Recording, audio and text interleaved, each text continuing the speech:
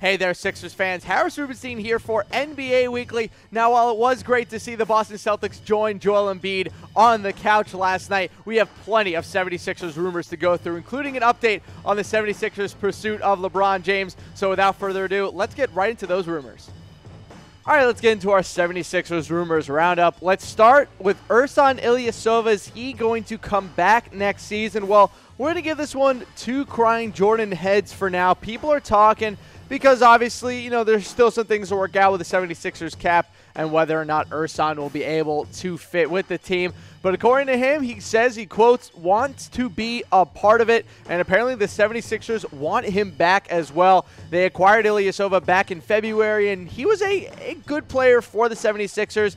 Helped them on defense, was a good part of the run at the end of the season that had them winning 16 straight games. Look, he's a quality player. He's probably wouldn't start for the team, but he'd be a good option on the bench. And also, fun fact, he actually leads the NBA in caused charges over the past couple of years. So, hey, if he's in the paint, don't try to run over him because the NBA refs are definitely not going to vote in your favor. All right, let's keep going here with our rumors roundup. Let's go to number 2. No Supermax for Joel Embiid. Now, this is a really interesting one based on what we've seen from other big-time NBA players who have come up with the same issues. We're giving this one 4 crying Jordan heads. This is 100% fact. No more Supermax possibility for Joel Embiid. Why?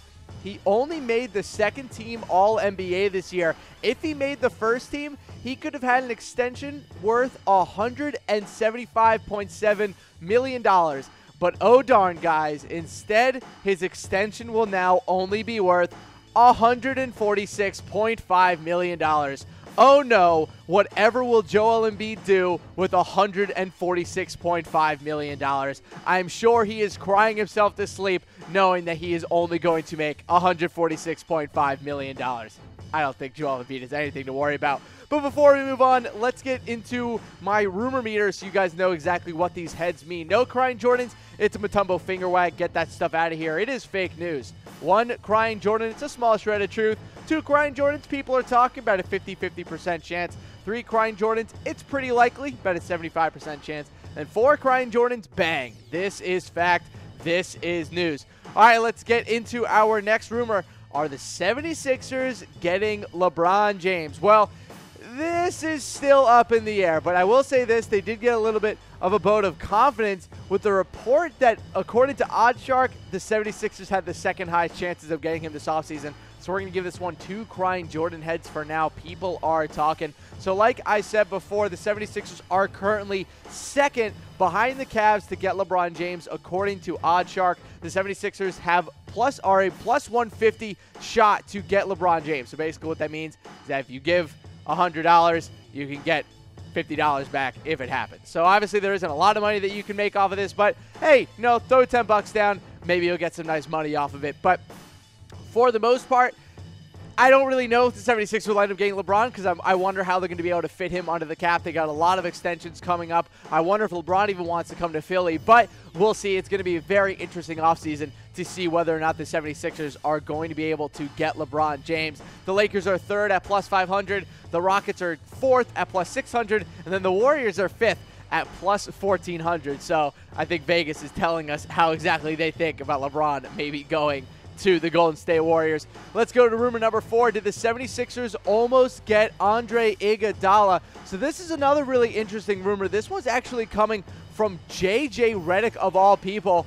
We're giving this one 3 crying Jordan heads. This is pretty likely. Now, Andre Iguodala obviously re-signed with the Golden State Warriors this offseason. He got a 3-year, $48 million deal. But according to J.J. Redick, Brian Colangelo, the 76ers GM, called him and said, you have 20 minutes to make a decision or I'm going to go into a meeting with Andre Iguodala and offer him your contract. Now, we know that Redick signed a 1-year, $23 million deal. So I wonder if Iguodala would have said yes to that. I think he wanted to go back to Golden State no matter what. They still obviously paid him a pretty penny, but J.J. Redick obviously took that deal, and we'll see if he comes back next season. Let's get into rumor number 5. Is Robert Covington a top defender in the NBA? Well, at least according to the All-NBA team, he most certainly is. Giving this one 4 crying Jordan heads.